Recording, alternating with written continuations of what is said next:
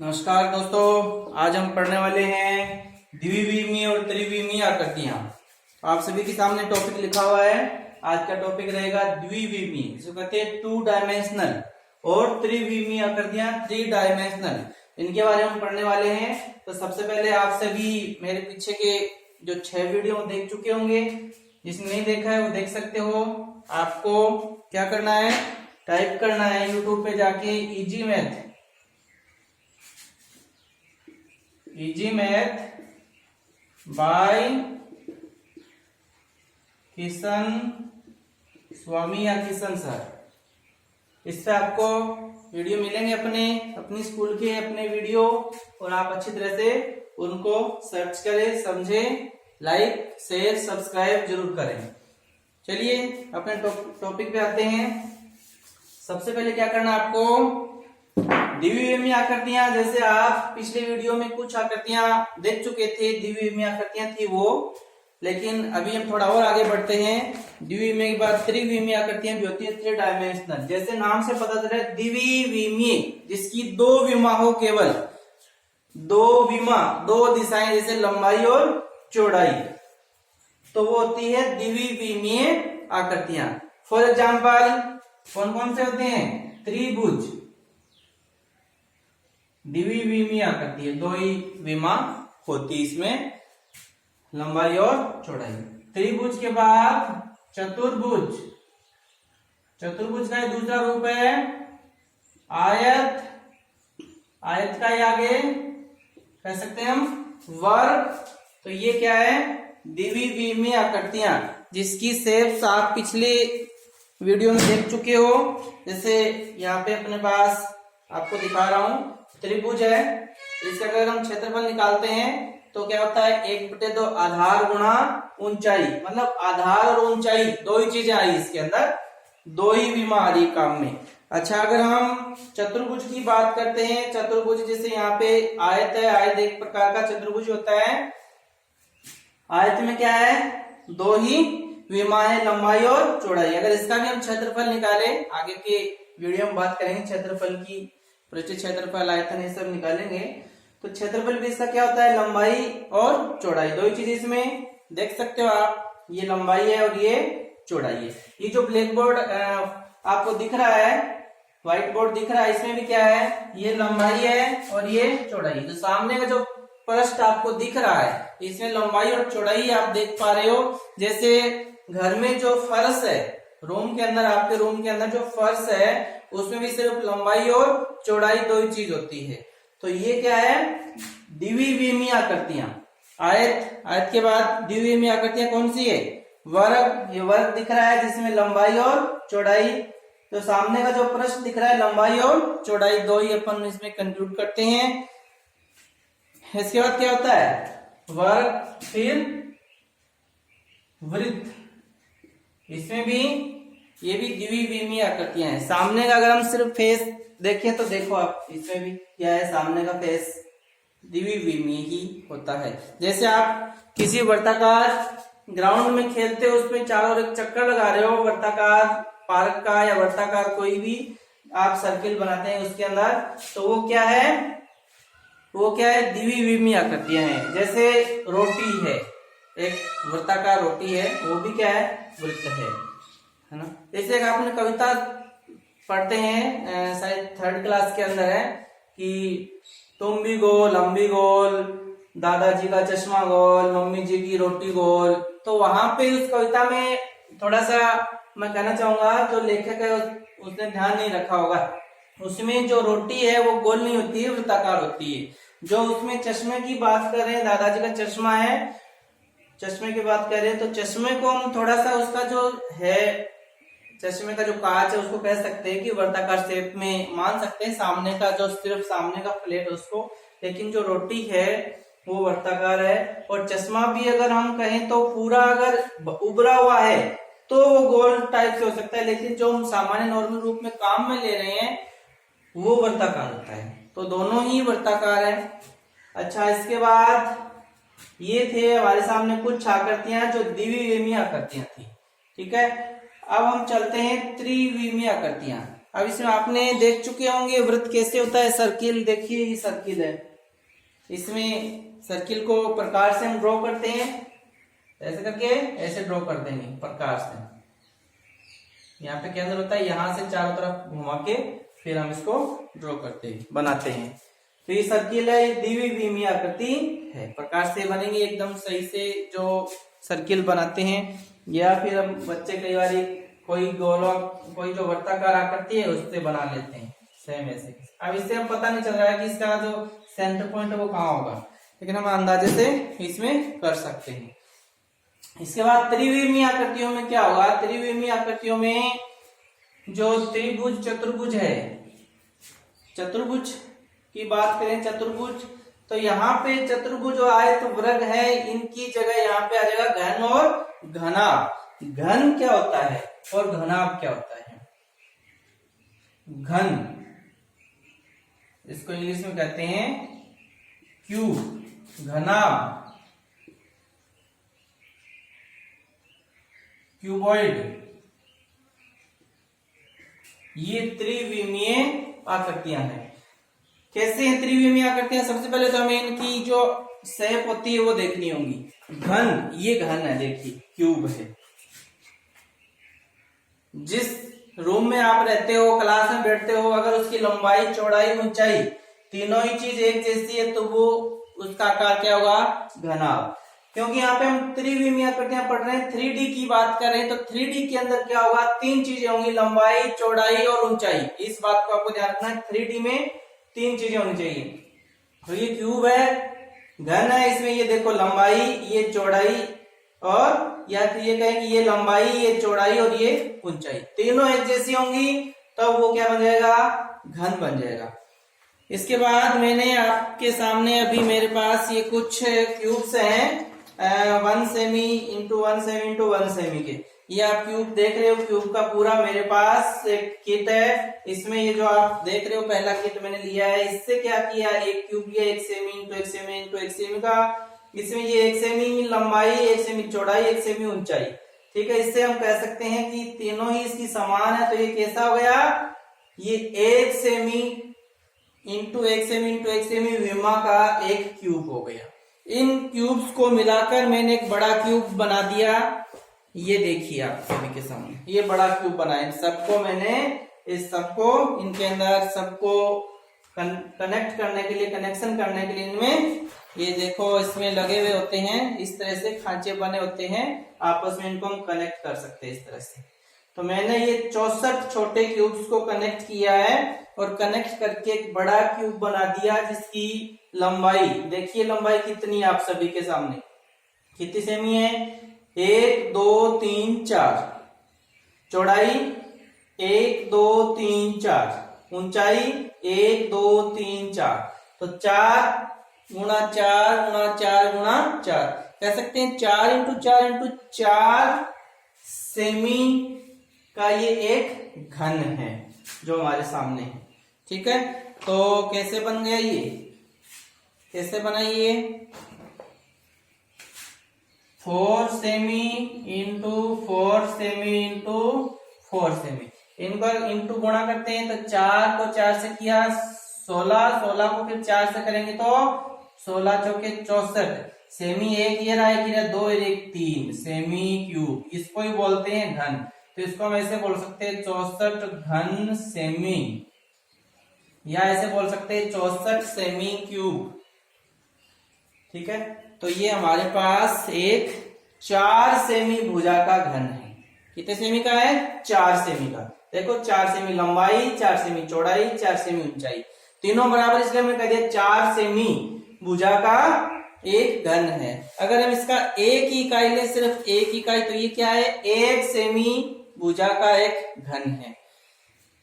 अच्छा, इसके अलावा आप घन और कहां देख सकते हो, जो आप लूडो खेलते हो उसमें जो गोटी होती है वो भी कैसे होती है, 1 semi into 1 semi into 1 semi की एक घन के आकार की आकृति होती है, त्रिविमीय होती है। इसके बाद घन में हम क्या देखते हैं, क्या चीजें आप देख सकते हो, घन में कितने फलक होते हैं, कितने फलक होते हैं। देखो घन में एक फलक, एक इसके पीछे, 2 एक साइड का 3 और एक इसके साइड का 4, एक ऊपर 5, एक नीचे 6। तो कितने फलक होते हैं घन में? 6 फलक होते हैं। घन में फलक कितने होते हैं? 6। अगर हम घन की बात करें तो फलक होंगे इसमें 6 फलक होंगे, 6 पृष्ठ होंगे। जैसे अगर ऐसा आपका कोई स्टडी रूम है जिसकी लंबाई चौड़ाई ऊंचाई तीनों बराबर है, तो उसमें भी आप उसके फलक गिन सकते हो, उसके पृष्ठ गिन सकते हो। एक छत, एक फर्श, 2 4 दीवारें, 6। तो कितने फलक हो गए? 6 फलक हो गए घन में। अच्छा, फलक के बाद हम देखते हैं शीर्ष कितने होंगे घन में। शीर्ष कितने होंगे? शीर्ष का मतलब क्या है? शीर्ष का मतलब नाम में पता चला है, शीर्ष, सिर, जो सिर है, हेड है, इसकी बात कर रहे हैं हम, शीर्ष। या इसको कह सकते हैं, इसके नाम है कोने। शीर्ष कह दो, कोने कह दो, दो ही याद रखना, ठीक है? शीर्ष या कोने। शीर्ष, शीर्ष से पता चल रहा है। तो इसमें देखो कितने सिर हैं, कितने कोने हैं, कितने कूंट हैं? 1 2 3 4 5 6 7 8। कितने कूंट हैं? 8 है। जैसे आप कई बार बच्चे खेलते हैं, जब छुट्टी होती है या खाली पीरियड होता है तो बच्चे कहते हैं सब खेल ले, यहाँ खेल लो, तो वो उसको बोलते हैं कूंट रोकना, कमरे में कोने रोकना। तो 5 व्यक्ति होते हैं, 4 व्यक्ति 4 कोनों में अपनी अपनी स्थान को वो रोक लेगा, और एक 5वां होता है, जैसे ही वो स्थान चेंज करेगा 5वां उसकी जगह आने की कोशिश करेगा। तो कोने कितने हो गए? नीचे जो कोने हो गए फर्श में 4, और 4 ऊपर की ओर दिख रहे होते हैं, तो कोने कितने हो गए? टोटल 8। तो घन में कितने कोने होंगे? 8। शीर्ष कितने होंगे? 8। अब बात आती है किनारे। किनारे कितने होंगे? किनारे की बात करें तो किनारों की बात देखो, जो कोने थे या शीर्ष थे, ये कैसे बनते हैं? जब 3 फलक आपस में मिलते हैं। देखो, एक फलक ये यहां से ऐसे मिला, ये मिला ऐसे यहां पे गया, एक फलक इधर से है, 2 फलक या 3 फलक। तो 3 फलक मिलने पे क्या बना?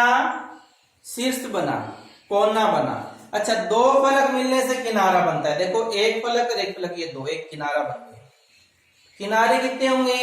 एक रूम में आप गिन सकते हो किनारे कितने होंगे। तो हम यहाँ पे देखो, एक किनारा, 2 3 4, 4 किनारे सामने के, 4 किनारे पीछे के, 8, और ये 9 10 11 12। कितने किनारे होंगे? 12 किनारे। समझ में नहीं है? ध्यान से देखो, 4 सामने के, 4 पीछे के, 8 हो गए। अब इधर कितने बचे? इसमें ये हमने काउंट कर लिया, ये भी काउंट कर लिया, तो इधर बचा 1 और 2, तो 10, इधर भी बचे 2, 11 12। तो कितने किनारे होंगे? 12 किनारे हो गए। घर की बात करें, अब आप रूम में भी गिन सकते हो, आपके रूम के अंदर भी 12 किनारे ही होंगे। जैसे एक इस दीवार का ये किनारा, 2 फलक मिलते हैं यहाँ पे, एक ये फलक और एक ही फर्श वाला।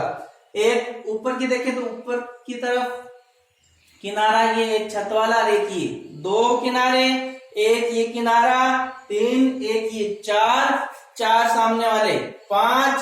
अब इस दीवार का बच्चा 6 और 7, इधर का 4 4 8 और 9 10 11 12। जैसे एक ईंट है, ईंट भी क्या होती है? ईंट भी क्या होती है?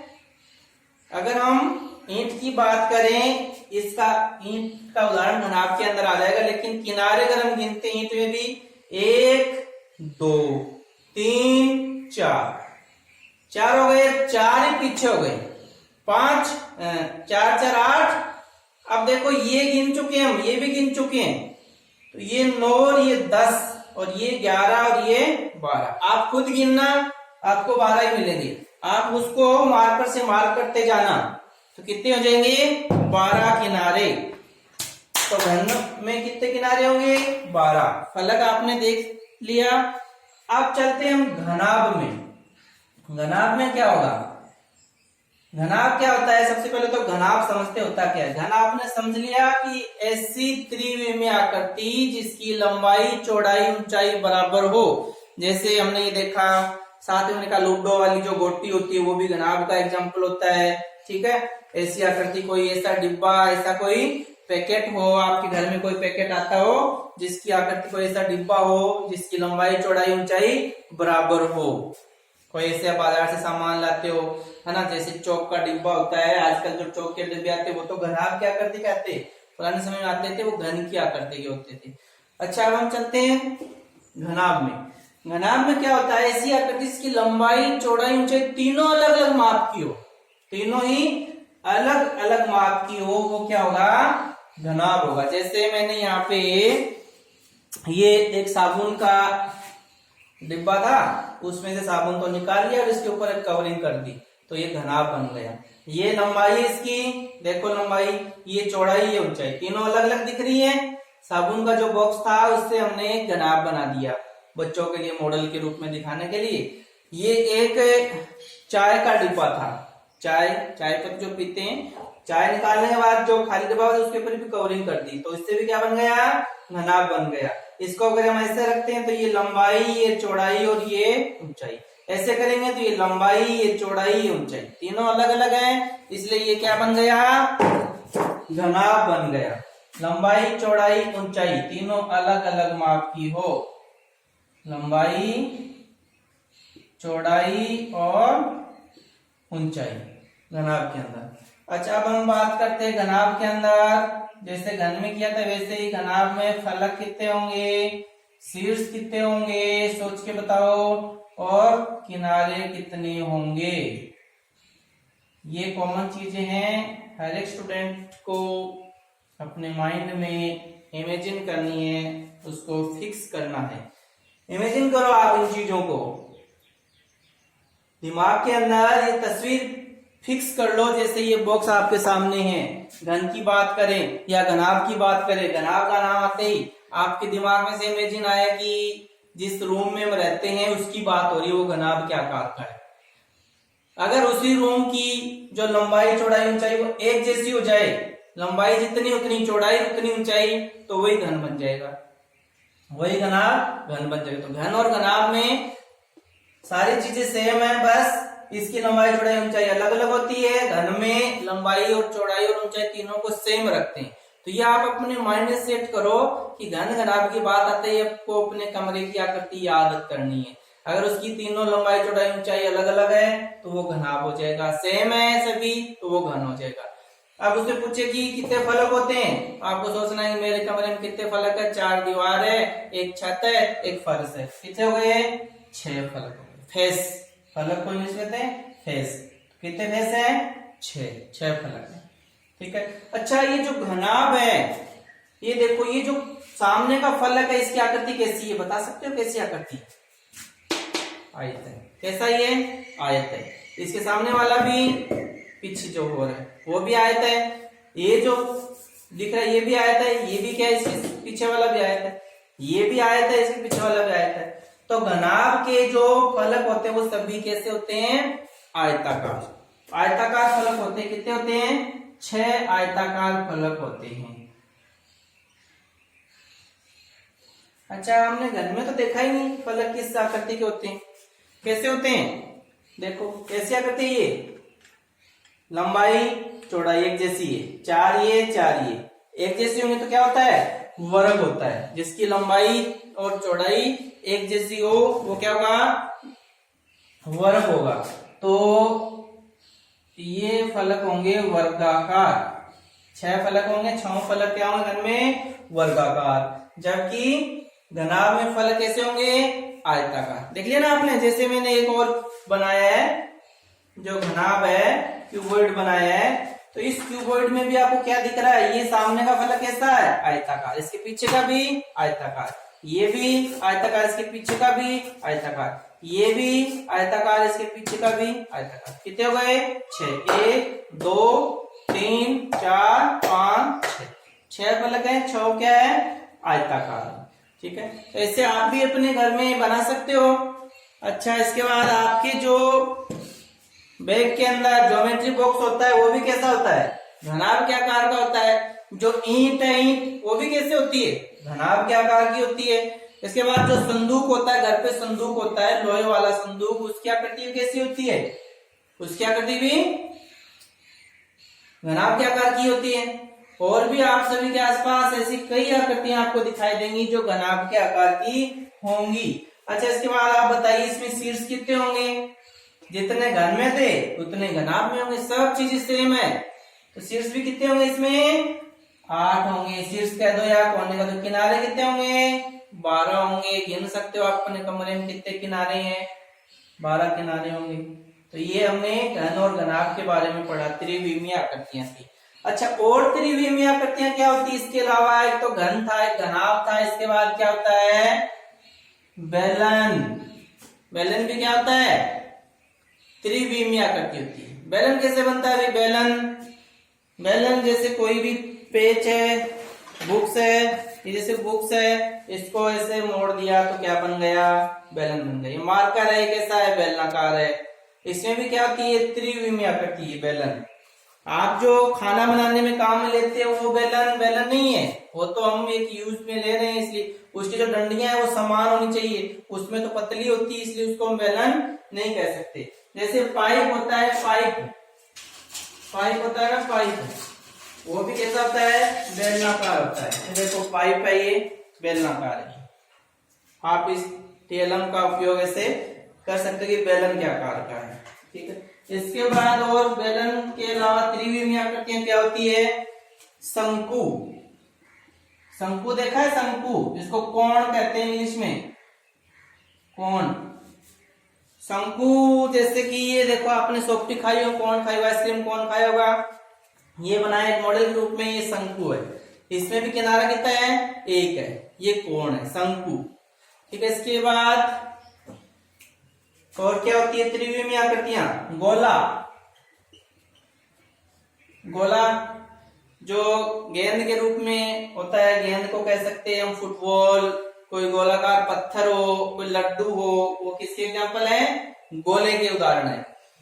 अच्छा, इसके बाद और क्या होते हैं त्रिविमीय आकृतियों में? ये मुख्य कुछ त्रिविमीय आकृतियां हमारे सामने आई थी। ठीक है, इसके कुछ और मेरे पास उदाहरण है जो मैं आपको अभी दिखा रहा हूं। त्रिविमीय आकृतियां कैसे होती है, कुछ शेप्स बने हुए यहाँ पे, ये देखिए। क्या ये? घन है। घन है, ये लंबाई, चौड़ाई, ऊंचाई समान है। ये क्या हो गया? घन हो गया। पृष्ठ कितने इसके? 6। 1 2 3 4 5 6। शीर्ष कितने हैं? कोने 8। 1 2 3 4 5 6 7 8। किनारे 12 हैं। 1 2 3 4, 4 पीछे के 8, 1 9 10 11 12। इसी तरह से आपके सामने दूसरी आकृति है, ये देखिए, ये है घनाभ की।